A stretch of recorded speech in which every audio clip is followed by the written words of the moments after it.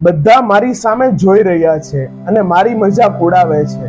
જો તમારા મનમાં પણ રોજ આ જ વિચાર આવતો હોય તો આ વાર્તા જરૂરથી સાંભળજો. એક જંગલમાં એક નાનું પક્ષી રહેતું હતું. એને એવું લાગે કે આખા જંગલની નજર બસ એના પર જ છે. એક દિવસ ઉડતા ઉડતા તે પક્ષીનું બેલેન્સ બગડ્યું અને તે ધડામ કરીને નીચે પછડાયું. તે પક્ષી ડરી ગયો અને આખા જંગલ સામે તેની મજાક બની ગઈ હોય તેને તેવું લાગ્યું. પણ જ્યારે તેણે આંખો ખોલી ત્યારે મોર પોતાના પીછા સાફ કરવામાં પડ્યું હતું, પોપટ પોતાના જામફળ ખાવામાં મશગુલ હતું અને ઘુવડ આનંદથી સૂતું હતું. કોઈનું ધ્યાન તેના પર ન હતું.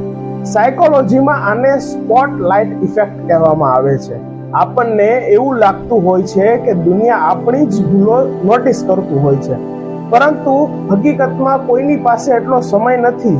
એટલે લોકોના ડર વગર આપણે આનંદથી જીવવું જોઈએ. આભાર.